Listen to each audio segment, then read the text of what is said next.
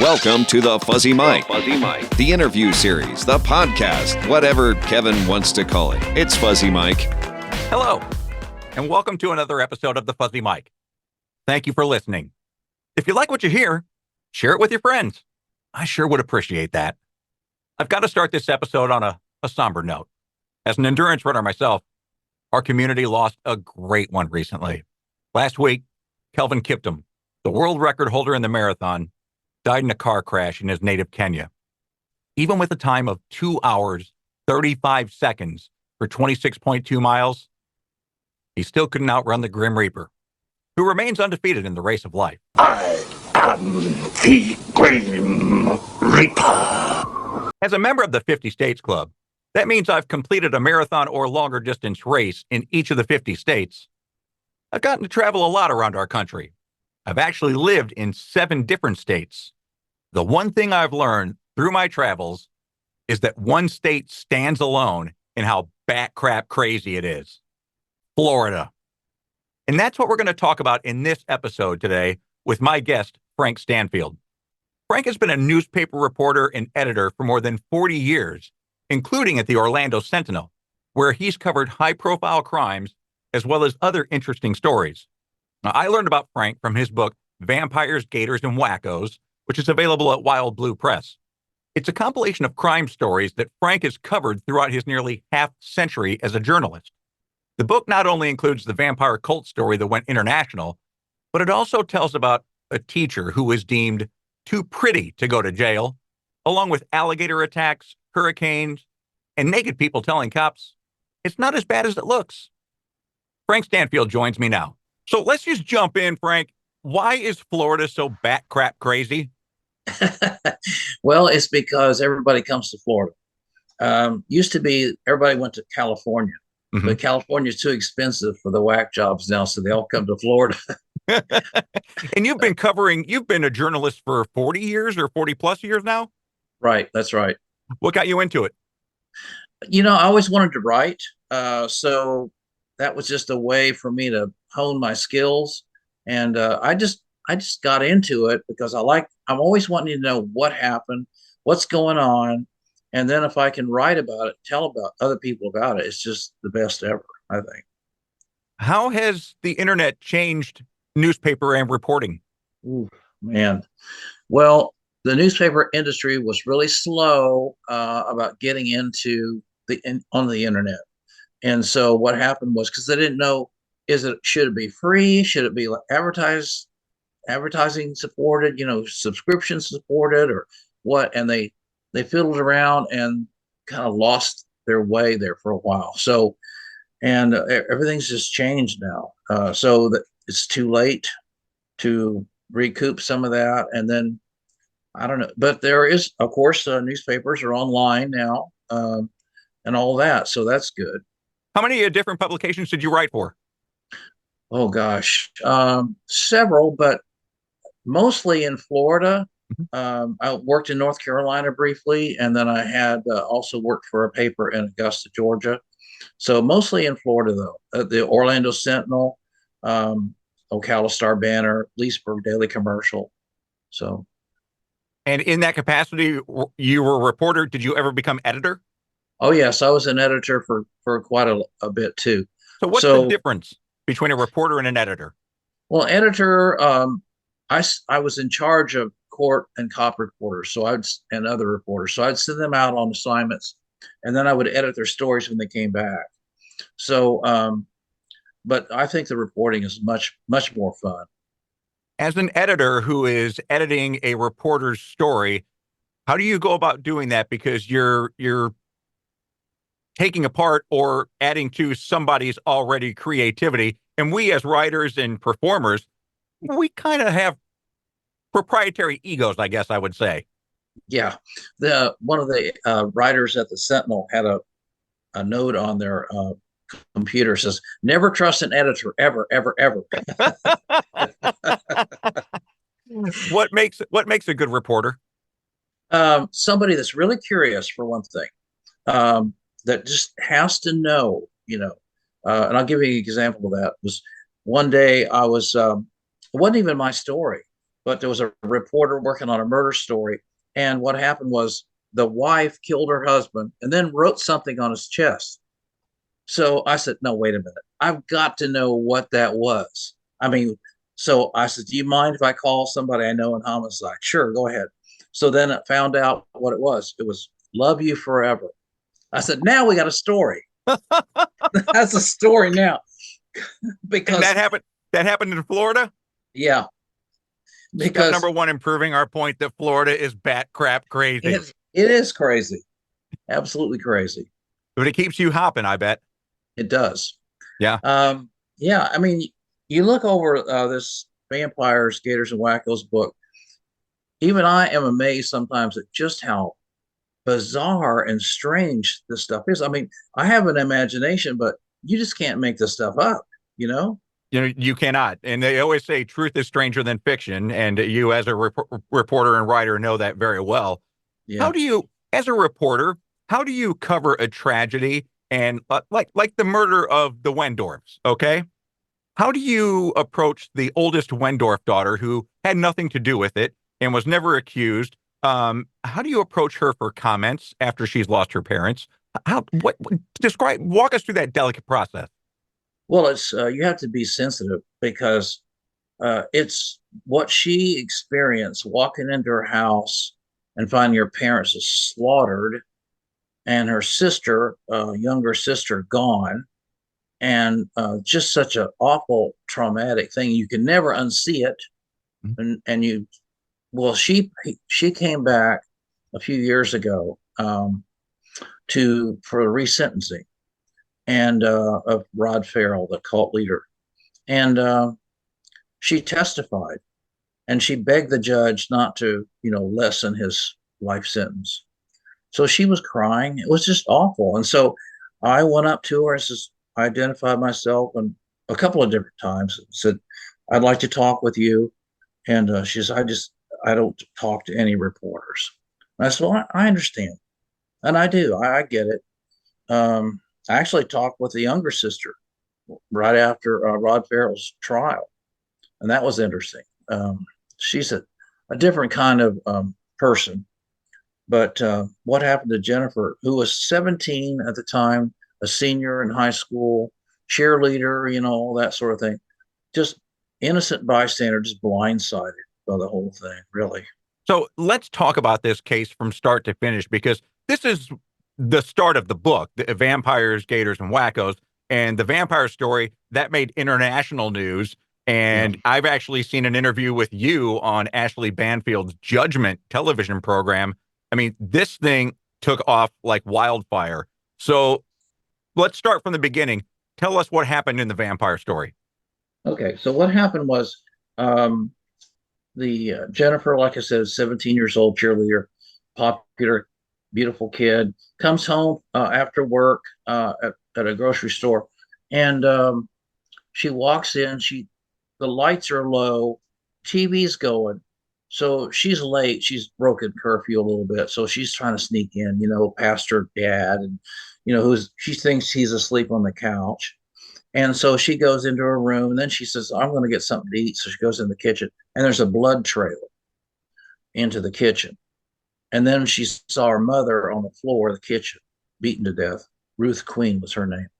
And then she runs to her dad, Richard Wendorf, and he's laying on the couch, and his face is unrecognizable because they had been beaten to death repeatedly, just pummeled with a crowbar. So then she calls the 911 and says, please send 2 ambulances. My parents are dead. And the dispatcher says, well, how do you know they're dead? She says, well, there's blood everywhere. So that's how it starts. And she says, and by the way, my sister, who's 15, is not here. And the car's gone. So that's how it starts. And of course, that's crazy enough. But, well, then right away, Jennifer's telling the detectives, well, who could have done this and all this? They said, well, this kid named Rod Farrell, who's a friend of my sister's. And then she tells more about her sister. And she says, one night, my sister turned to me and said, Jen, have you ever thought about killing our parents? plotting our parents' death.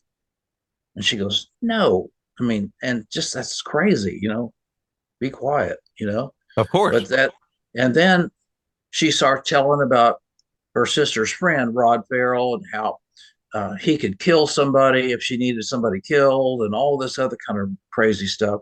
Then they call the sheriff's office up in Murray, Kentucky, where Rod was from.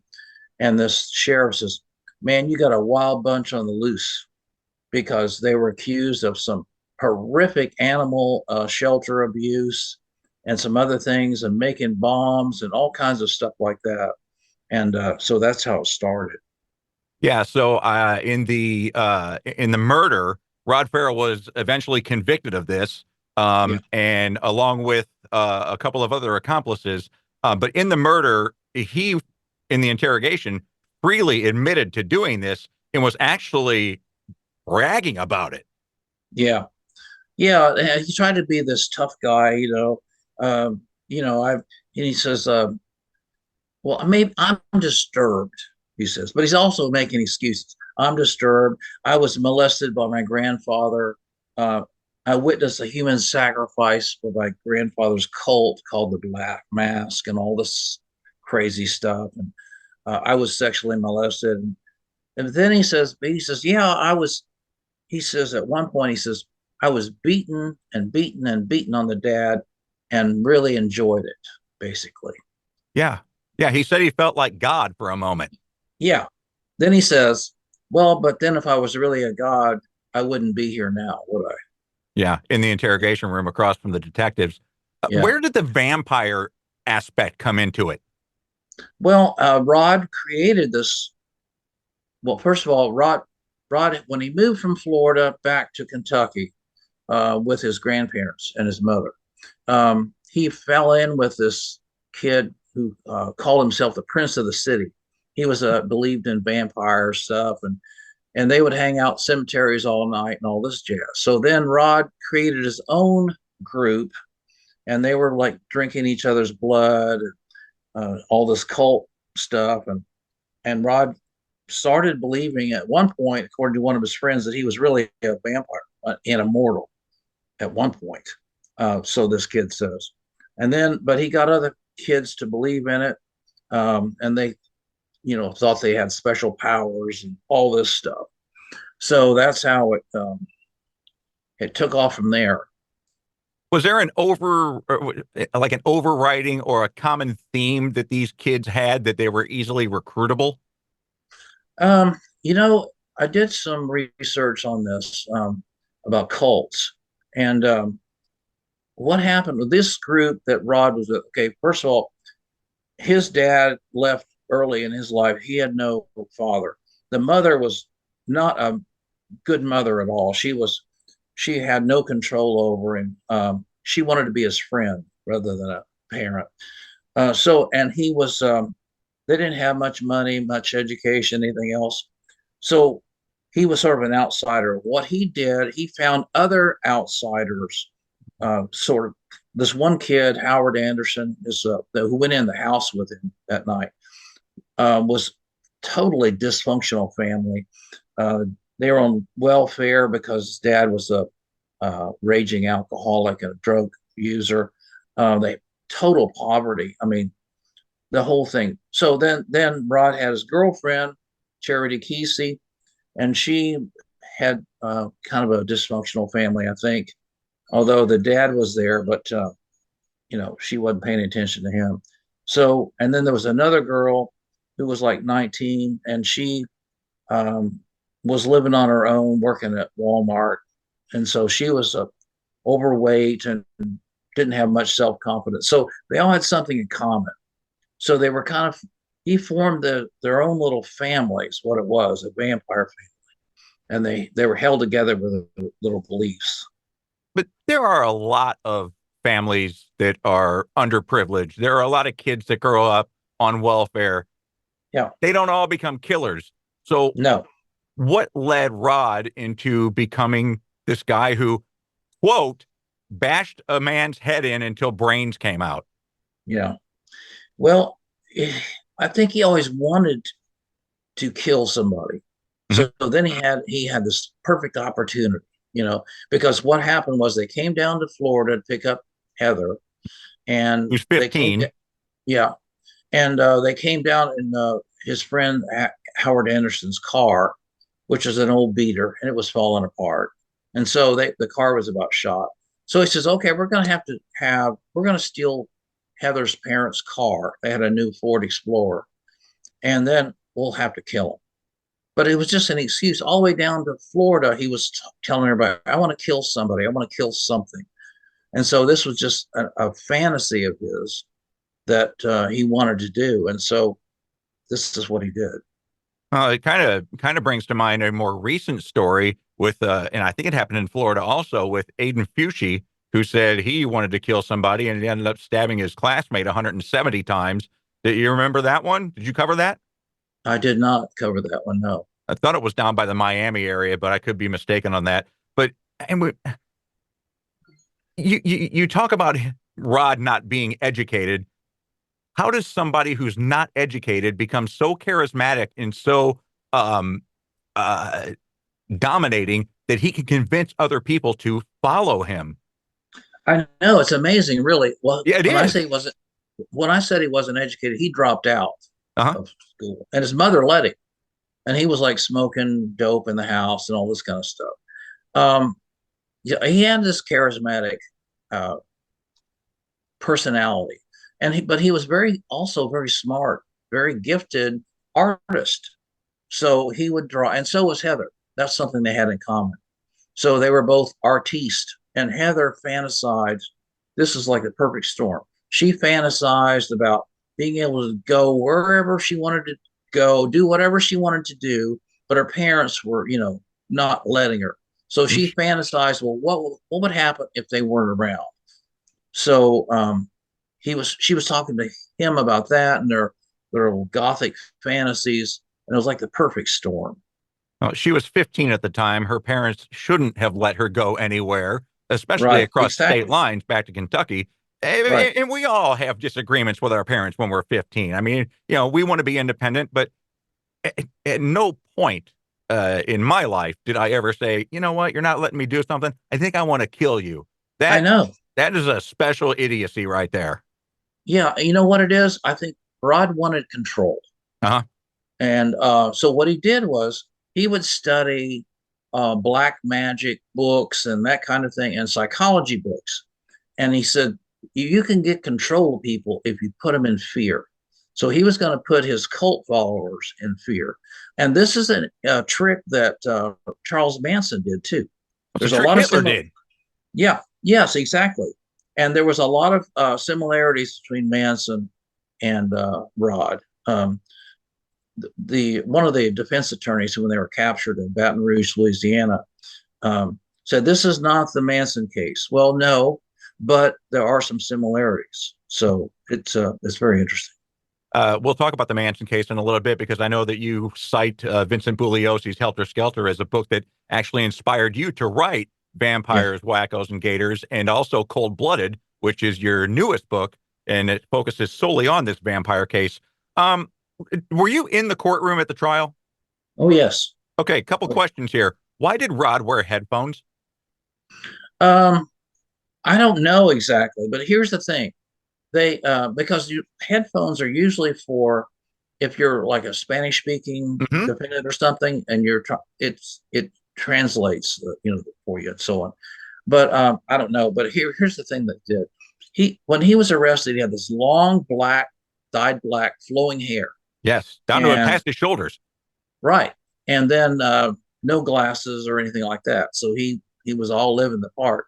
And then when the trial came around, they put a white shirt on him, and they had him sit there at the table, the defense table, with crayons, and glasses, so he looked like this harmless little nerd.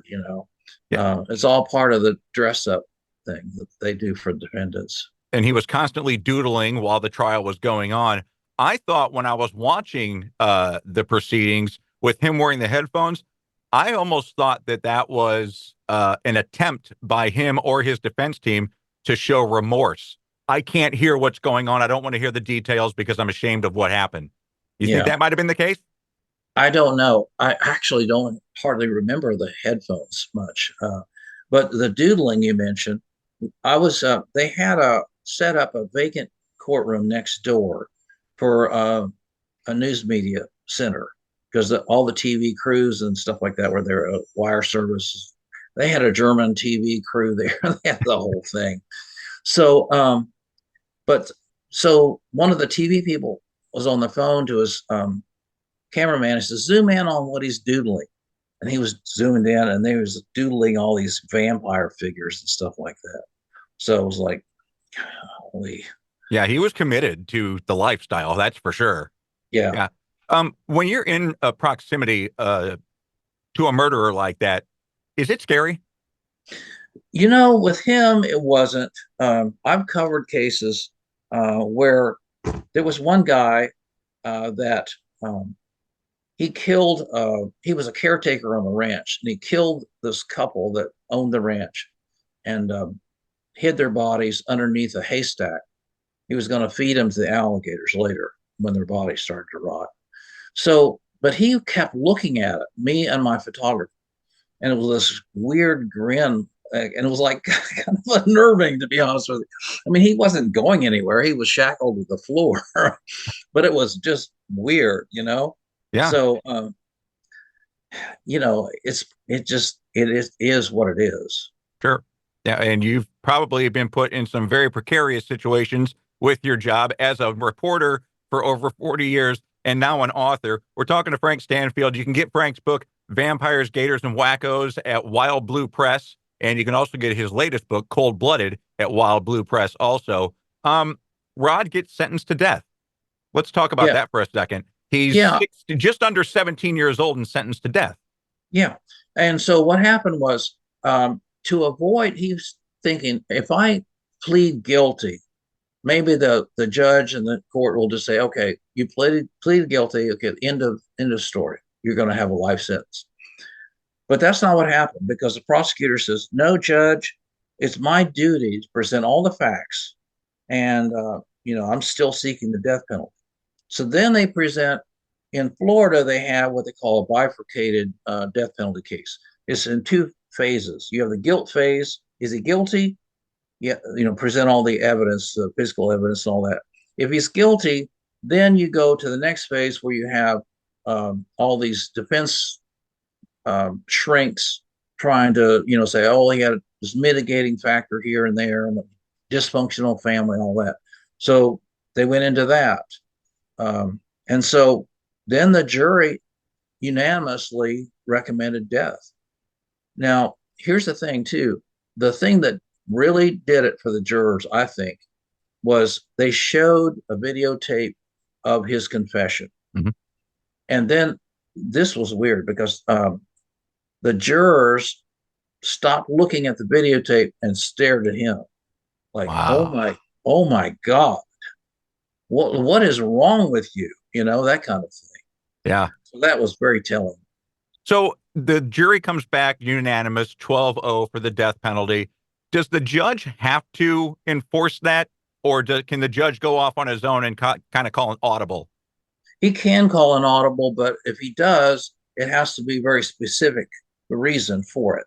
Like, he has to cite the law, some fact of the law that, that he doesn't qualify, or I don't think it's right, or whatever it is.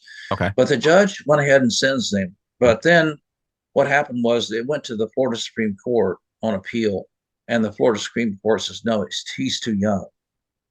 Yeah. So they took him off the death row.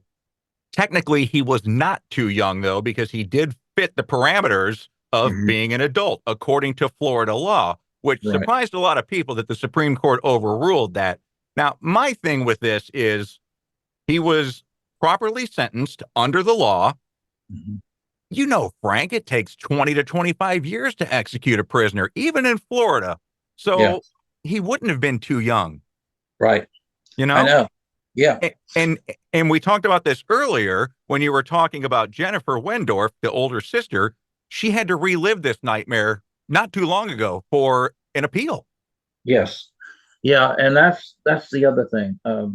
I've covered, I actually covered an execution one time, and I've written several stories about it. I covered this one case where it was years and years later, and this guy on death row just kept coming back on appeal and appeal and appeal. And the family was just wrecked, uh, the victim's family, because they just have to relive it over and over again. Mhm. And so finally, they they took the guy off death row. This horrible case. And this victim's sister said, I'm against the death penalty now. And this is why it just tears your guts out. Yeah. Well, So I I, can see that. I have a good friend who is another Wild Blue Press author, Bill Kimberlin, and he wrote a book about death row inmates. It's called Last Words. And he said, if I ever am in the position to caution a victim's family, I would tell them don't seek the death penalty simply because of what we're talking about right here. Every time an appeal comes up, you have to relive that horror. Yeah. And a lot of times they will take the guy off death row. Yeah. I mean, well, it's it's a catch-22. I mean, I understand the reason for it, and one good reason to have it is because, and I actually covered another case one time where a guy pleaded guilty straight up, no negotiated plea to murder, so he could get a life sentence because the possibility of was getting the death penalty. So it's a deterrent. I mean, it's a tool prosecutors can use to hang over somebody's head. Yeah. So I get that. I mean, that's good. It's also it's also a tool prosecutors use to advance their career, though. Yeah, You know, yeah, yeah. so and our judicial system is so flawed. I mean, it's almost beyond repair now. But that's a topic for a whole nother story. The interesting thing beyond Rod Farrell getting this death sentence is Heather never got charged. That's The right. Wendorf daughter never got charged. Right. She, what she said was, I didn't know my parents were going to be harmed.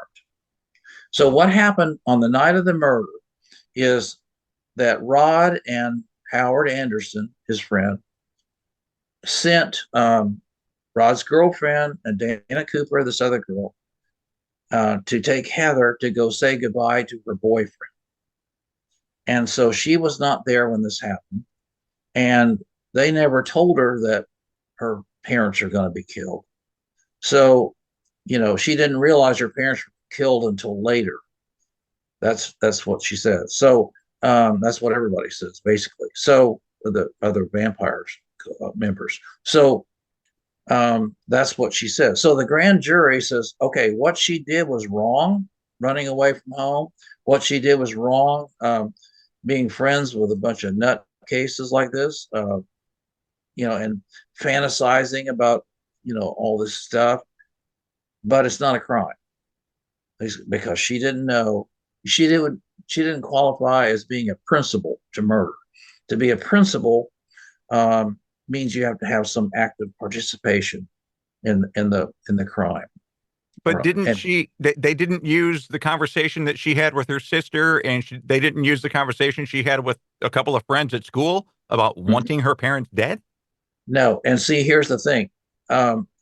There's another thing too. The prosecutors like to have a straight line shot. Okay. If they have a witness like Heather on the stand, the jury's going to be looking at her instead of him, and so and she didn't testify either. No. And so, but the defense still tried to throw it on Heather. Heather's the one that behind this, and blah blah blah. But she didn't. She wasn't there to testify. They didn't look at her. So, and the prosecutor said, "I didn't believe that she had anything to do with it." That's what he said.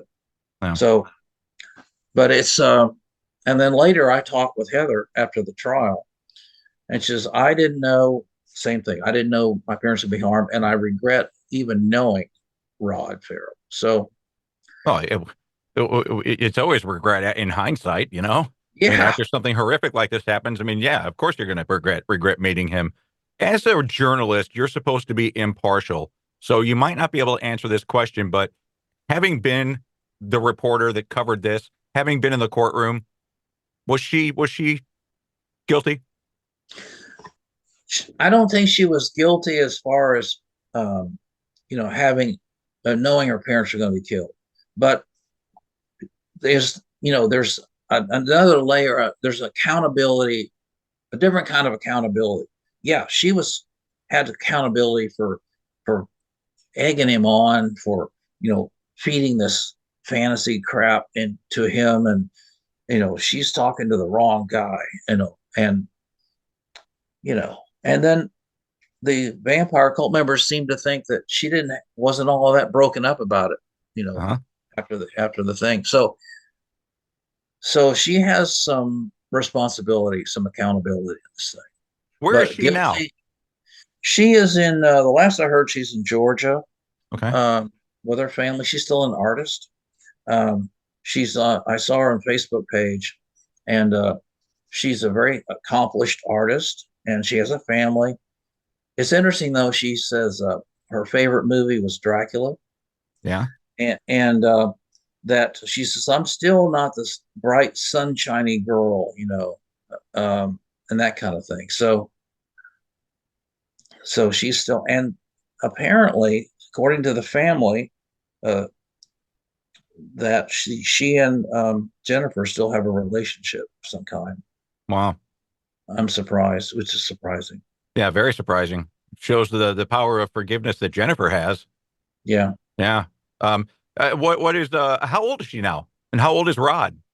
Okay, let's see. So Rod was 16 in 1996. Yeah. So He's in his 40s. Yeah. Yeah. Yeah. And Heather would be too. Yeah. Yeah. So when Rod came back for his resentencing a couple of years ago, it was interesting to see him. Of course, it's shaved head now, not shaved, but little short cropped hair. It's kind of red and gray. And then there's no long hair, in other words. And he was suntan because he has to work outside in the prison system, but he still looked wiped out. He looked, washed out, even though he had a suntan, if that makes any sense. No, it And does. In talking with my friend Bill Kimberlin, who spends a lot of time with death row inmates, you never get a good night's sleep in prison. You just can't. You can't. No, it's too loud for one thing. Yeah. Well, I would always be looking over my shoulder. Yeah. Well, and if the worst thing is to be a celebrity prisoner, because then somebody says, I'll stick a knife in this guy, homemade knife in this guy, and then I'll be famous. Mm-hmm. So anyway, yeah. So this, like I say, this is the most interesting case, but there's other cases in this book that are just incredibly fascinating. Well, we're going to talk about another case right now because we're talking about not getting a good night's sleep in prison. The inside prison code is that if you are a rapist or a child molester, you are on borrowed time because prison justice will take care of you. I got to imagine that Officer James Duckett probably doesn't get a good night's sleep ever. Tell us about this story. Well, he's on death row. Yeah. So the I suppose the advantage is that he's in a solitary cell. Okay. And they don't get out much. They don't get a lot of recreation yard time and all that kind of thing. So this is an interesting case. 1997, he's a rookie police officer in a little town in Central Florida, and there's a missing child and reported. And the mama says she didn't come home, after 10 o'clock. She went to the store to get a pencil for her homework and convenience store, and she never made it home. So he's out supposedly looking for her all night. But really, at 5 o'clock in the morning, he starts setting up a radar for speeding people and all that kind of thing. So that was odd. Well, then turns out they find her body. She's 11 years old. It's an awful thing. And she'd been raped. And then the rookie becomes a suspect because he's just acting weird. He's not acting like all broke up about it, And then they find tire tracks by this lake where her body was, and the tire tread matches the police car. And so it goes on from there. And so and they find the girl's fingerprints on the hood of his car along with his. And but he says, well, she wasn't sitting on my car, and I saw her at the store, talked to her, said go home because it's almost curfew time. But I did. She wasn't in my car, but other people saw her in the car, and so big holes start showing up in his story. Yeah. So then they arrest him, and then this is a crazy thing. There's they find the sheriff's office finds all these girls that said they had been sexually harassed by this cop. One girl went along with stuff in his car, and so that comes up in his trial. Um, and then one girl in particular said she saw the girl in the car. Then she recanted, and then she recanted again. She recanted again. So she becomes sort of an unreliable witness. But that was a controversy. And then the FBI lab analyst had been in trouble for another case. So his credibility is dragged through the mud and on and on. So it's a very interesting case. But anyway, he ends up being convicted and then sentenced to death. Well, here's the thing. That's bad enough. But then 20 years later, his grandson is missing. His grandson, now he's in jail, so he doesn't, he can't do it.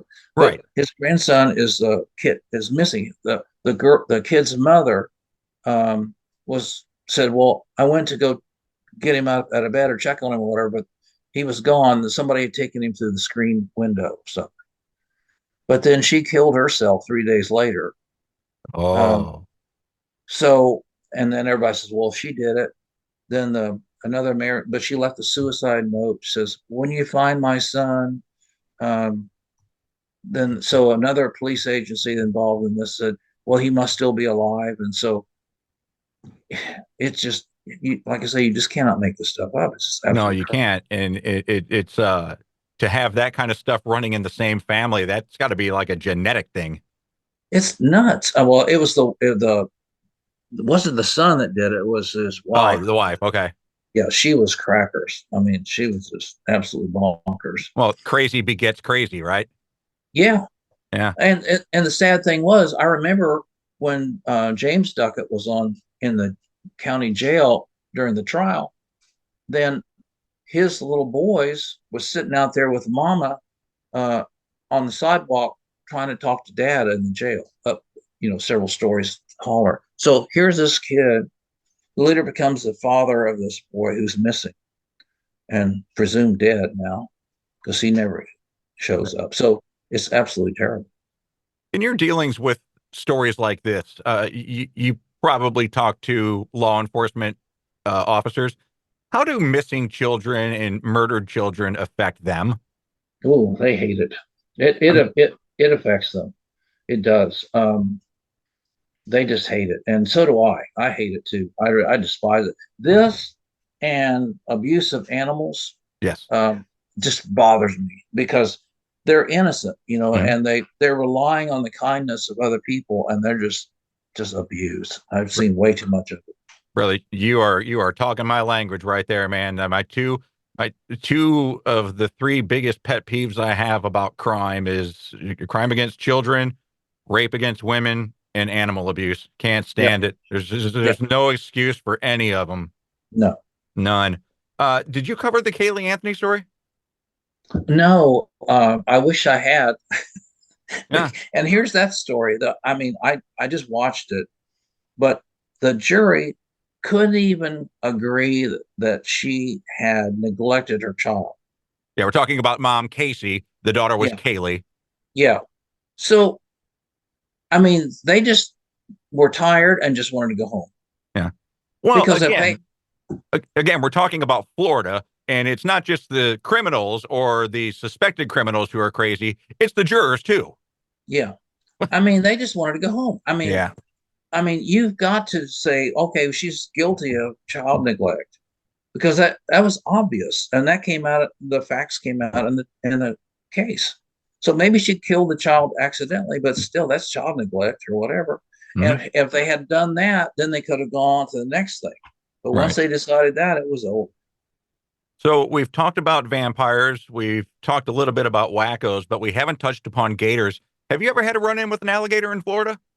Oh yeah, Have you? yeah, yeah, yeah. They're everywhere. And we had there was one case at the Sentinel. We had a cable show, and so there was a little boy that was um, eaten by an alligator over Volusia County. So I'm in Lake County, just next door. So we did a show on alligators and how dangerous they are and that kind of thing. So we went out on this lake with a game and fish biologist on an airboat, and we're filming alligators and stuff. There was a 12-footer that pushed off from the shore right before we left. Splash. So we're out there, and this 3-footer swims up to the boat. And the game and fish guy says, "You want me to catch him?" I said, "Sure." It's great film right there, right? Yeah. Great video. So he's holding the gator, and the gator's like squeaking and stuff and making this noise, probably like, "Mama, help me." Oh, wow. And so we're filming them, and everything's fine. Well, the wind's blowing the boat out to the middle of the lake. And this lake is just infested with those things. They're everywhere. So he said, "Well, I can't put him out in the middle of the lake here. He'll be food for the other alligators." Oh. So he says, "Here, you hold him while I get back to the gate." I said, "Say what now?" So this gator's like go everywhere trying to get away. And the photographer's laughing so hard she almost fell overboard. So it was so funny. But in the book, vampires, gators, and wackos, you talk about the lack of strength that alligators have with their mouth opening, and the sincere strength they have closing. So, Yeah. is it easy to hold an alligator's mouth shut? Yeah. Yeah. Because they can't. And the other thing is they have no jaws. They don't chew their food. They just kind of, what they do is when they get their prey, they will they'll push like a deer or something. They'll put the deer on the shore and then let it decay and then come back and then grab it and flip it around. They call it the death roll. Oh. So, but yeah, you can put your hands on the jaws. Good luck with that. But you can do Right? it. And they can't open their jaws, their mouth. But, and it's amazing. When I was a kid, there was a gator farm over in St. Augustine. Hmm? And they had this guy, he would climb into this pen with these big old alligators and do a show. And what he would do is he'd run his hand through the jaws real quick. And then you hear this chomp. And he was like, "Oh my gosh." And then he'd climb out and everybody would like empty their wallet and give this guy some money. Yeah. Yeah. It was pretty amazing. Not But an easy way to make a living. no, I survived. So later you have a nickname like Lefty or something, probably. Of course, Stumpy. Yeah. The other wildlife that is really prevalent and dominant now in Florida are the pythons. Um, have you done any stories on Burmese pythons? I mean, they have Yeah, hunters and wranglers now to try and control the population. It's a losing battle. it is. It's a exotic species, of course. People have had these stupid things as pets, then they get big and they let them go. Well, they are destroying like a natural animals. Like the key deer is a really small version of a deer. They're destroying everything that's native. Um, and so, and then there was a famous case where they came across a 6-foot alligator in the mouth or in the body of one of these pythons or Right. boa, whatever it was. And it looked like a telephone pole stuck in a sock sideways. They both died in the struggle. Yeah. This kind of monster movie thing. Right. Yeah, it's crazy. And I've talked with a guy who goes out and hunts these things. And so They get paid pretty handsomely. they do. And if I had any guts, I'd probably go out and do a story with them. But I Well, hate I snakes. I've watched video of some snake wranglers, python wranglers in Florida, And I saw one guy just he got chomped on by a 17-footer, and it just wrapped around him and stuff. And it took him like 30 minutes to fight this thing off. I don't know if there's enough money in the world, Frank. No. Yeah. I mean, I almost stepped on a snake in the Everglades one time trying to get away from mosquitoes. I was in a hurry and not watching where I'm going. And on this trail, I'm trying to get out of there and I almost stepped on a snake. So I'm going like, no, I hate snakes. Yeah. Yeah. They're sneaky little devils, aren't they? They are. What's like a story that would like make you say, I don't want to cover that? Is there such a story? If it's big enough to be in the paper, I'll cover it. Yeah. But do you have nightmares over things that you've covered? That's a common question. I don't know. The only nightmare I ever had really was this terrible case. These two teenage girls were killed in a car wreck, and it was a drunk driver classmate driving them. And these girls both resembled each other. Okay, they both had blonde hair. They're all this.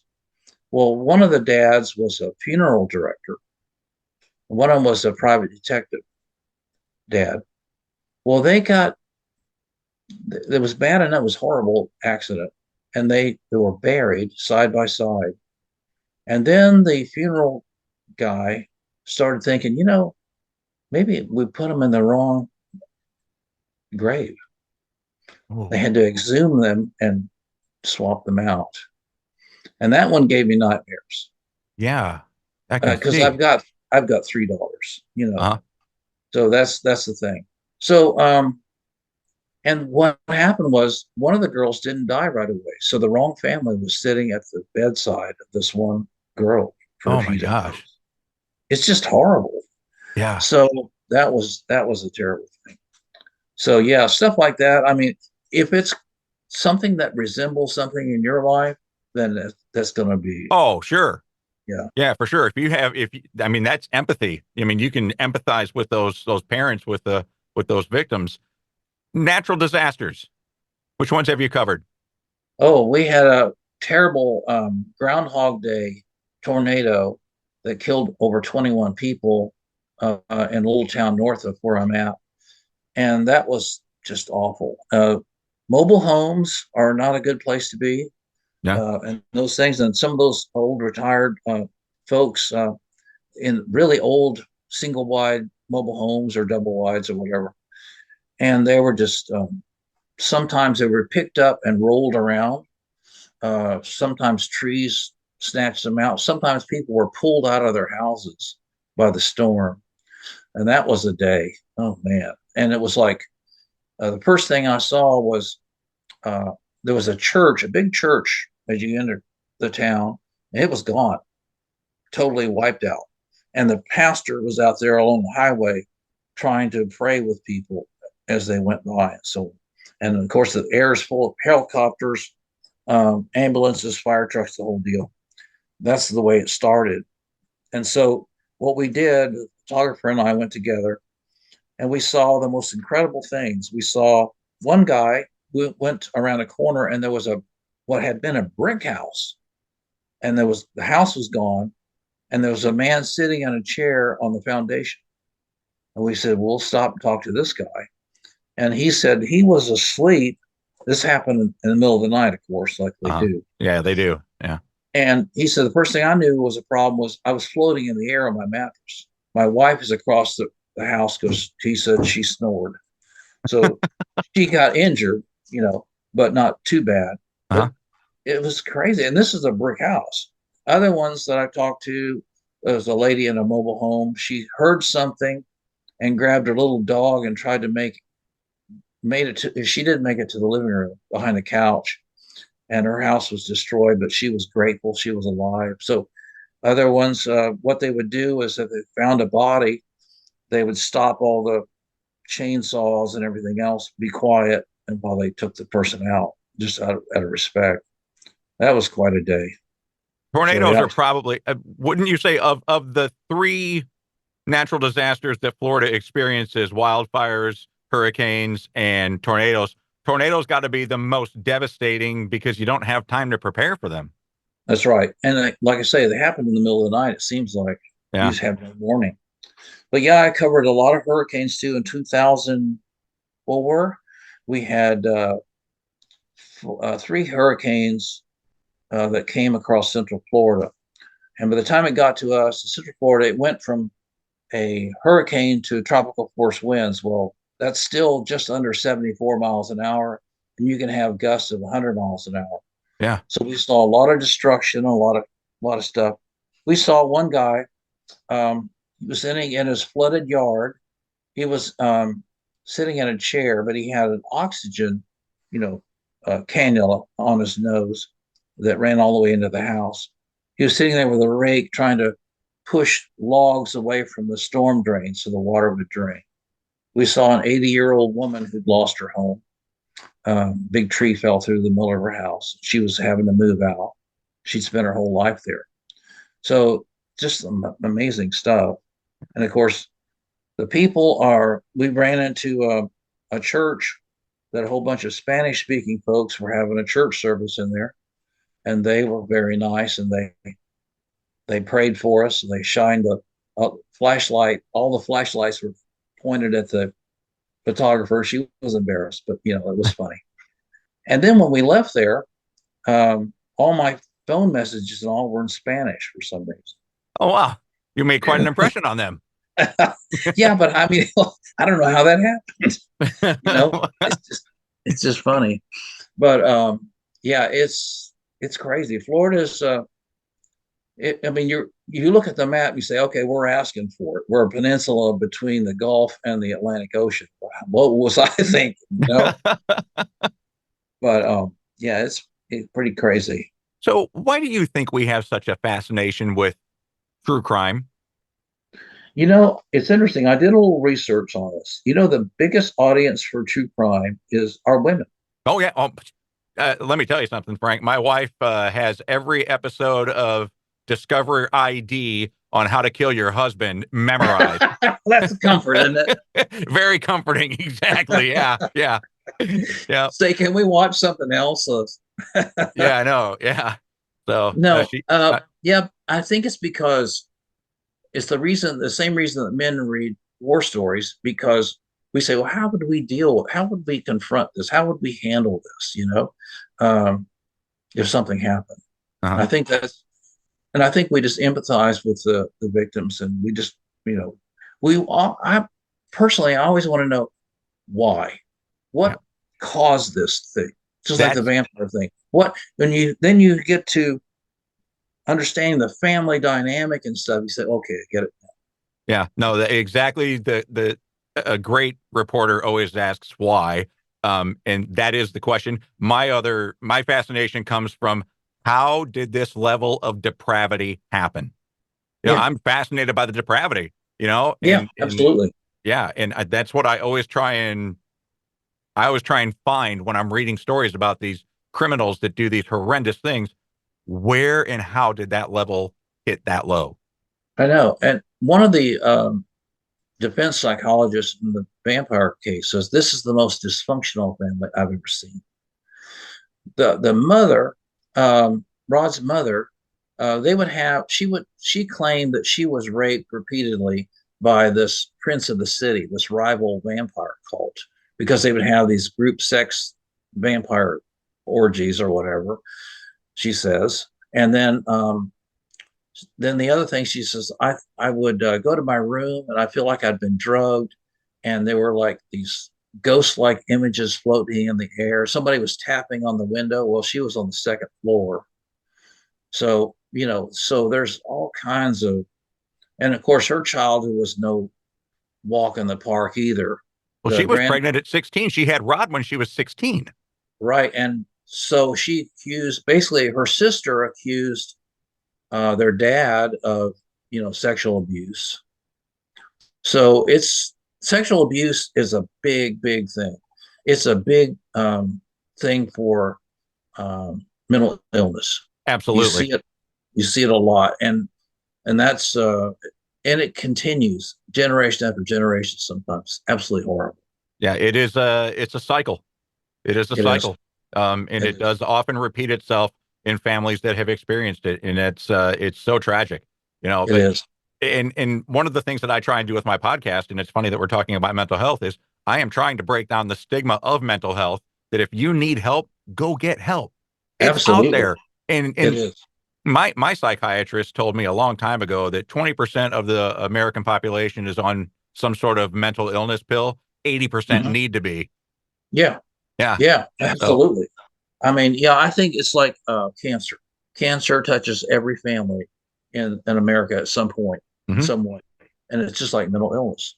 And, depends on how you define mental illness, but it's everything from serious depression to OCD and all well, kinds of other things.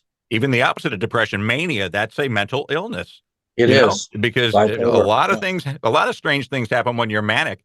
Yeah. I've often been told by my psychologist and psychiatrist that the way you look at mental illness is, if you sprained your ankle, you would go get it fixed. Mhm. Mental illness is just a sprain on the brain. Yeah. And So, I've I'm working on a novel about a vet that has PTSD. uh-huh. So that's another thing. So, What a lot of those guys have tried to do is self-medicate, yeah. and that's a disaster. Well, what is the statistic? 22 veterans a day, 22 soldiers a day commit suicide, and it's It's because awful. of PTSD. So, Yeah. yeah, I hope your book does some wonders for that population, because they really need the help. Yeah. I Yeah. love It's asking reporters and authors this question, and no two answers are ever the same. What is your favorite word? Because reporters and authors have to have a stellar vocabulary. Do you have a favorite word? a favorite word. Yeah. Hmm.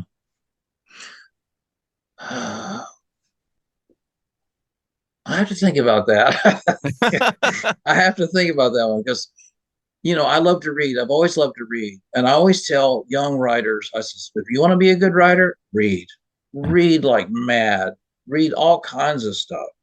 And I taught middle school for 1 year just for the heck of it. And so you'd ask about nightmares. I like to say, well, okay. I say, okay, I was a Vietnam era war veteran. I've covered all these cases for years. If I have any flashbacks, it goes back to the classroom. Those kids are a mess. Yeah. Yeah, They're a for hot sure. mess. It's Well, absolutely terrible. well, thanks for your service. I didn't know you were in the military. Thank you very much, buddy. Oh, you're welcome. Yeah, my It was, father-in-law was in Vietnam as well. yeah, it was. My time was spent mostly in Korea, Okay. which was an interesting place in itself. You get off the plane, you say, okay, you look from the air and it's like mountains and rice paddies and all that. It's cool. Then you get off the plane, you see barbed wire everywhere and sandbags and machine guns. You go, I thought the war was over like 20 years ago. Apparently not. Yeah, apparently not. Isn't travel the best education you can give yourself? It is. It's Oh, it's great. amazing. It Yeah, is. so amazing. Well, Yeah. my brother, it has been a pleasure talking with you. I'm glad we got to hook up and promote the book Vampires, Gators, and Wackos. And you've got Cold Blooded out also, all available on Wild Blue Press. But continued success to you, buddy, and I'm sure we'll hook up again.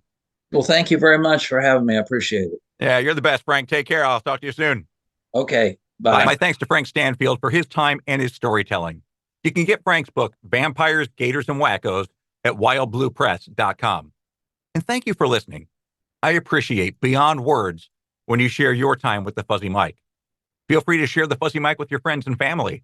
To stay connected with the Fuzzy Mike, you can follow me on Instagram, Facebook, and Twitter, or you can email me at thefuzzymike@gmail.com. For video, please subscribe to the Fuzzy Mike YouTube channel. The Fuzzy Mike is hosted and produced by Kevin Klein. Production elements by Zach Sheesh at the Radio Farm. Social media director is Trish Klein. I'll be back next Tuesday with a new episode of the Fuzzy Mike, where we'll meet an author who will share the story of his decade-long battle with bipolar disorder and addiction, how he overcame both, and is now a leading speaker on life recovery. It will definitely empower you. And remember, the all-new Tuttle and Klein podcast with new episodes every Monday and Thursday. So grateful for you. Thank you. That's it for the Fuzzy Mike. Thank you. The Fuzzy Mike with Kevin Klein. Fuzzy Mike.